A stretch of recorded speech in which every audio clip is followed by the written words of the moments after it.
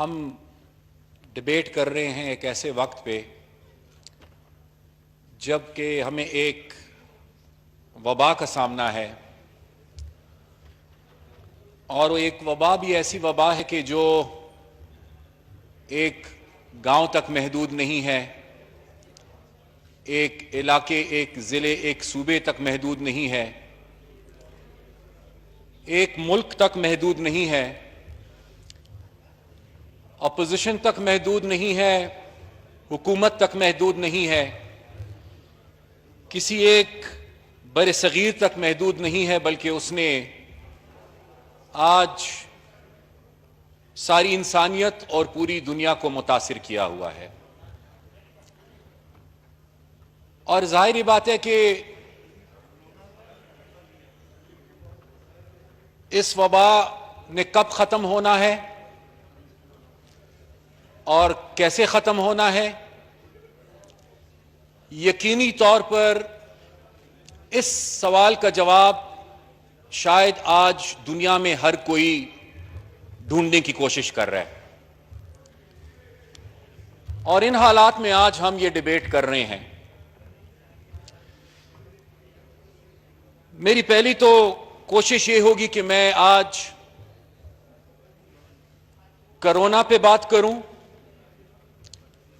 Corona के साथ जो हमारी आज की मुश्किलात और मामलात हैं, मैं अपने आप को उन तक महदूद रखूं, और कोई भी ऐसी बात मैं ना कहूं ना करूं जिससे इस हाउस का माहौल खराब हो, या इस वक्त जो कौमी इत्तिफाक राय की जरूरत है खुदा न खास्ता वो मुतासिर हो।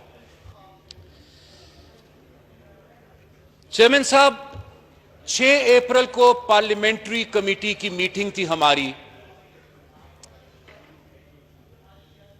तकरीबन महीना पहले, और उस दिन पाकिस्तान में 30,000 से ज्यादा टेस्ट हो चुके थे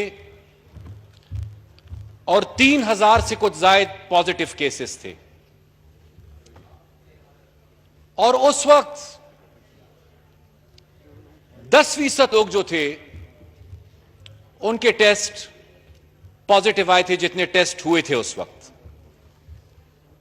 ये उस वक्त की बात है कि जब पाकिस्तान में हम 10 लाख लोगों के हिसाब से 163 यानी 163 टेस्ट कर रहे थे, और उसी वक्त साउथ कोरिया 10 लाख लोगों के हिसाब से वो 8,000 लोगों के टेस्ट कर रहे थे।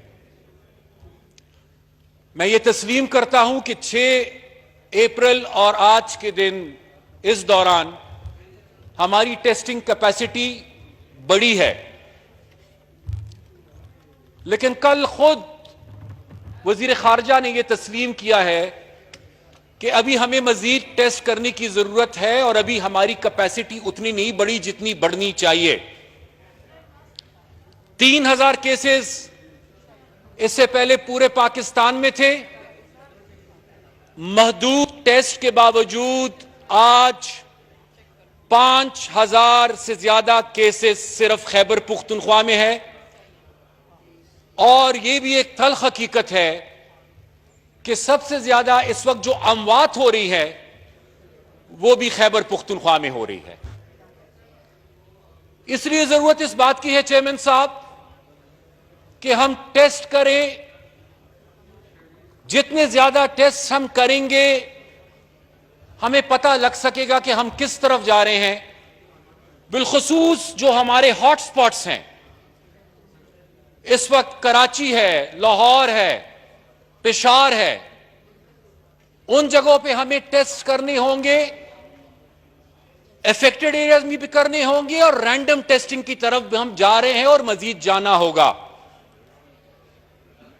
मेरे मौजूद कलीग्स यहां तशरीफ फरमा है। आज ये सवाल मैं आप सबसे करता हूं कि अगर आपके इलाके में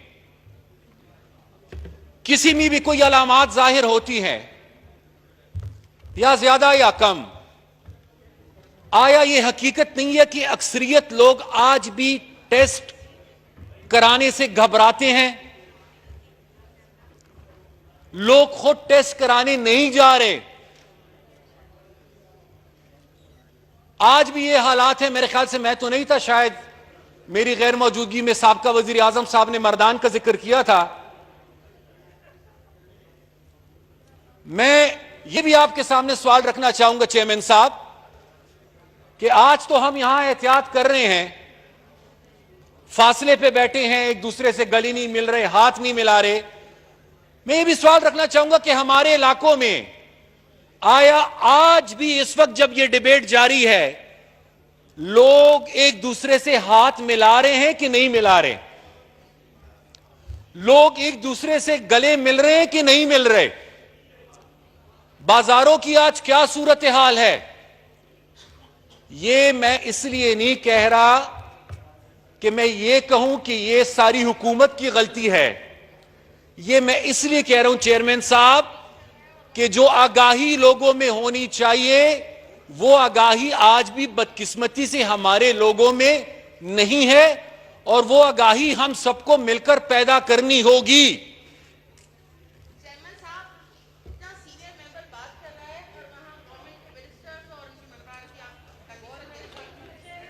इसके अलावा ऑर्डर इन द हाउस जी, प्लीज। चेयरमैन साहब, हॉस्पिटल्स की अगर मैं बात करूं, पीपल इन जनरल, खासकर अगर किसी में सिम्टम्स भी होते हैं चेयरमैन साहब, they are reluctant to go to the hospitals. सबसे पहला केस पाकिस्तान का जो फौतगी हुई वो मर्दान की थी, मेरे हल्के की थी, मंगामी हुई।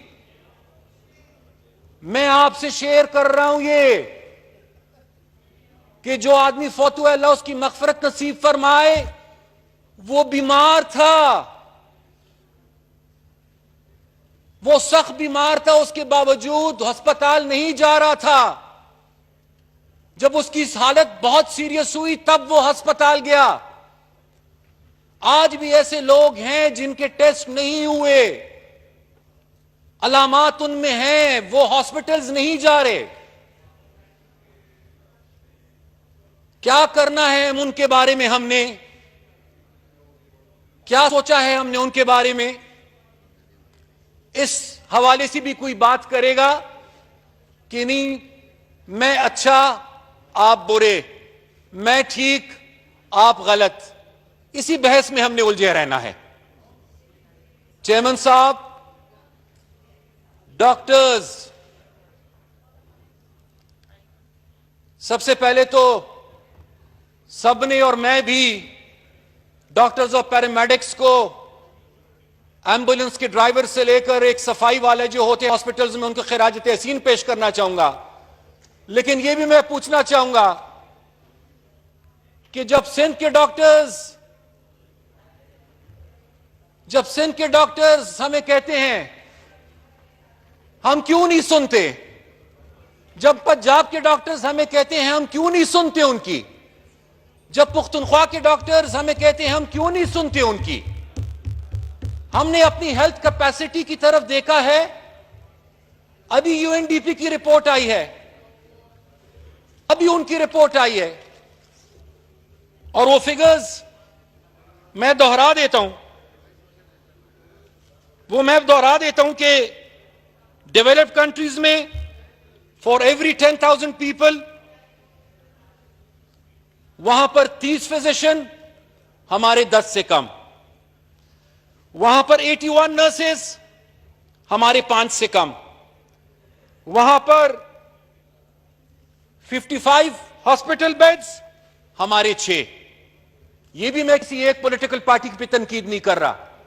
जितनी भी 1947 के बाद हम सब हुकूमत में रहे हैं, हमने अगर प्रॉपरली हेल्थ सेक्टर में इन्वेस्ट नहीं किया है, ये फिगर्स बताते हैं कि इसके लिए हम सब रिस्पॉन्सिबल है। सब ये कलेक्टिव रिस्पॉन्सिबिलिटी हमें अपनी एक्सेप्ट करनी होगी। और इन हालात में जहां पर एक सूबे में एक दिन में 1,000 केसेस हो रहे हैं, मुल्क में 2-2 हजार पॉजिटिव केसेस आ रहे हैं, हम नहीं सुन रहे अपनी डॉक्टर्स की। और खुदा न खास्ता अगर वो हालात हमारे हुए जो यूरोप में है, तो क्या हमारा हेल्थ सिस्टम इस काबिल है कि वो उस बोझ को बर्दाश्त कर पाएगा चेयरमैन साहब? और अब चेयरमैन साहब कुछ सवालात और कुछ सजेशंस जिसमें मैं रहनुमाई चाहूंगा। सबसे पहली बात तो ये कि इस हवाले से क्या हम सब एक पेज पर है?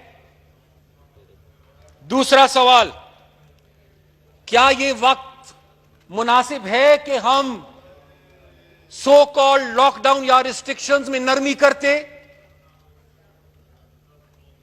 Have we acted too early too fast, और या हमने ठीक किया है? तीसरा सवाल, क्या हम पीक पे पहुंच चुके हैं? चौथा सवाल, क्या पाकिस्तान में जो कर्व है वो फ्लैट हो चुका है? पांचवा सवाल, कि सब कॉन्टिनेंट में इस वायरस का बिहेवियर आया उतना एग्रेसिव है जितना यूएसए और यूरोप में है? एक और सवाल, क्या हम हर्ड इम्यूनिटी की तरफ जा रहे हैं? और अगर हम हर्ड इम्यूनिटी की तरफ जा रहे हैं तो 22 करोड़ की आबादी है, 15 करोड़ को पहले इन्फेक्ट करना है, फिर हमने ये देखना है कि हम किस तरफ जा रहे हैं। और एक और सवाल कि बैलेंस क्या होना चाहिए? चेयरमैन साहब, बैलेंस एक नैरेटिव यह है कि जी लोग कोरोना से बाद में मरेंगे, पहले भूख से मर रहे हैं, तो इकोनॉमी को बचाए, भूख का मुकाबला करे, इकोनॉमी के लिए जंग करे। दूसरा नैरेटिव यह है कि जी लोग रहेंगे तो इकोनॉमी रहेगी, पहले लोगों को बचाए फिर इकोनॉमी का सोचे, पहले कोरोना से लड़े लोगों के लिए। मैं आप दोनों नैरेटिव से इत्तेफाक करता हूं। बैलेंस करके भूख से भी लड़े, कोरोना से भी लड़े, दोनों से जंग करें, लेकिन खुदा के लिए एक दूसरे से जंग ना करें, एक दूसरे से जंग ना करें। एक दूसरे से अगर हम जंग करेंगे तो कोरोना से हम जंग नहीं कर पाएंगे। और अगर इस जंग को हमने कम से come for the time being इस जंग को हमने अवॉइड किया तो कम से कम थोड़ा या ज्यादा लेकिन हम कोरोना के खिलाफ जंग कर पाएंगे। चेयरमैन साहब, मैं आज वो लोग खैबर पुख्तनख्वा के जो इस वक्त रोजगार और मजदूरी के सिलसिले में पाकिस्तान के बाकी हिस्सों में दूसरे सूबों में मौजूद है और वो बेरोजगार है, पब्लिक ट्रांसपोर्ट की बंदिश की वजह से आज उनको मुश्किलात है। मैं ये भी गुजारिश करना चाहूंगा प्रोविंशियल गवर्नमेंट्स को और फेडरल गवर्नमेंट को कि उनके लिए भी कोऑर्डिनेट कर लें कि मजबूरी की हालत में अगर वो लोग वापस अपने घरों को आना चाहते हैं तो कम से कम उनके लिए ट्रांसपोर्ट का बंदोबस्त करके उनको वापस अपने घरों को लाया जा सके।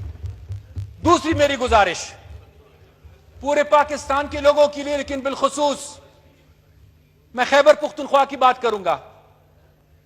बहुत बड़ी तादाद में हमारे लोग इस वक्त गल्फ स्टेट्स में है, इंडोनेशिया में है, मलेशिया में है, बाहर के ममालिक में है।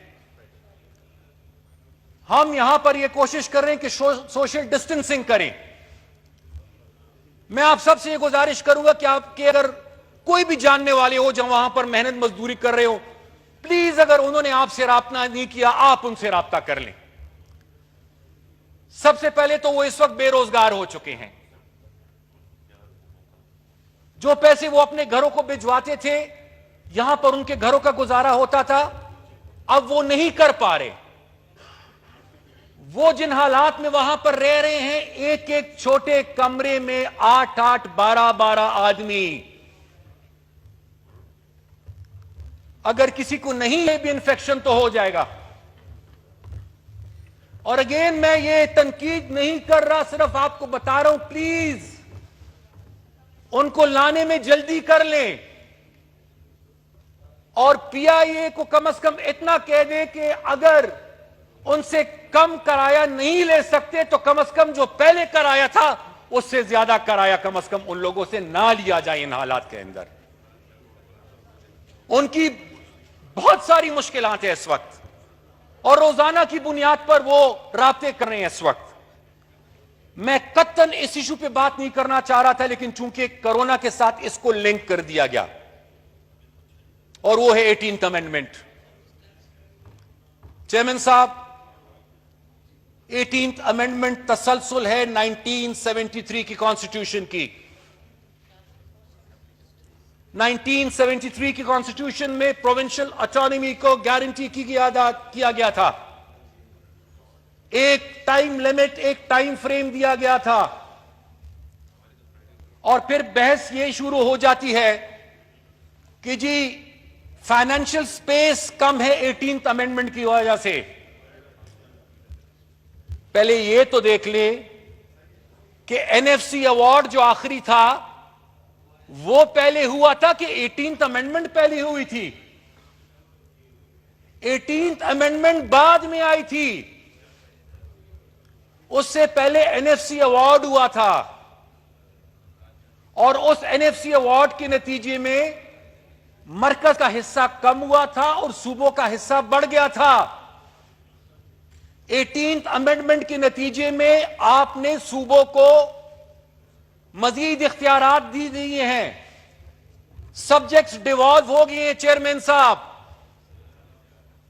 अब बात होगी ये नहीं कि सूबों के वसाइल कम होने चाहिए, क्योंकि सूबों की रिस्पांसिबिलिटीज 18th अमेंडमेंट के नतीजे में बढ़ गई हैं और हर एक रिस्पांसिबिलिटी के साथ कनेक्टेड फर्ज आपका बनता है। तो सूबों के वसाइल, this is for the chief ministers and for the provinces to say. अभी तो मेरे ख्याल से शायद ऑनरेबल सदर मुमलिकत साहब ने कॉन्स्टिट्यूट कर दिया 10th एनएफसी अवार्ड के हवाले से उन्होंने कमीशन, लेकिन सूबों की डिमांड ये नहीं होगी कि हमारे वसाइल कम करें। सूबों की डिमांड ये होगी कि 18th अमेंडमेंट के नतीजे में हेल्थ डिवॉल्व हुआ है, एजुकेशन डिवॉल्व हुआ है, सब्जेक्ट्स आए हैं, सूबे के हिस्सों को कम नहीं होना चाहिए, सूबे के हिस्सों को बढ़ना होगा और यही डिमांड प्रोविंसेस की तरफ से आएगा। आप देख लीजिएगा फिर, लेकिन इसको लिंक ना करें, क्योंकि एनएफसी अवार्ड पहले हुआ था और 18th अमेंडमेंट बाद में हुआ था।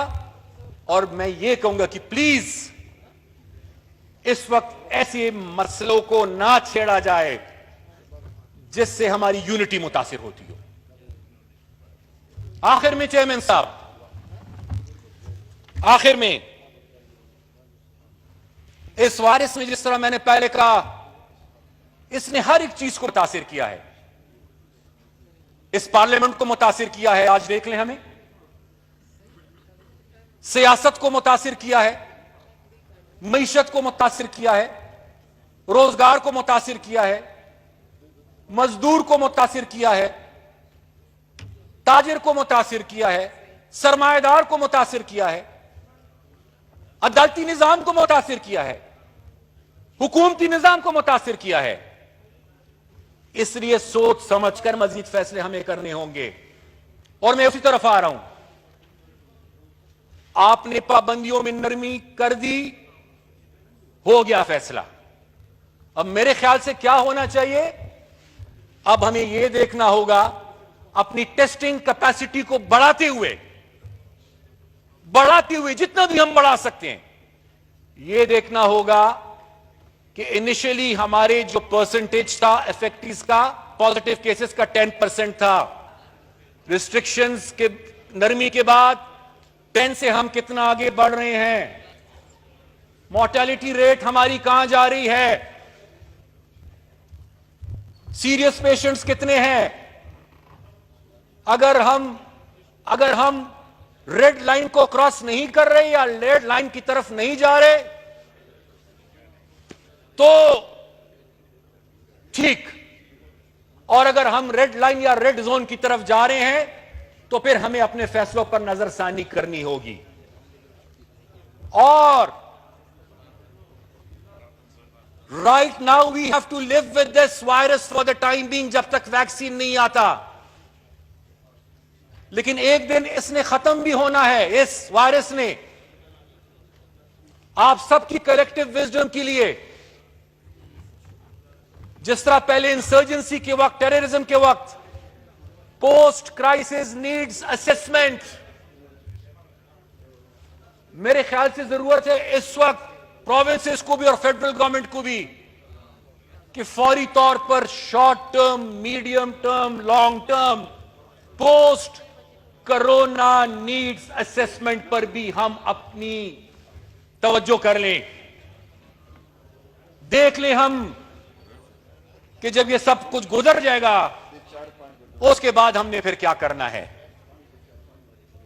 चेयरमैन साहब, आपका मशकूर हूं कि आपने मुझे मौका दिया, और अपनी कलीग्स का भी मशकूर हूं कि उन्होंने सब्र और तहम्मुल के साथ मेरी बात को सुना।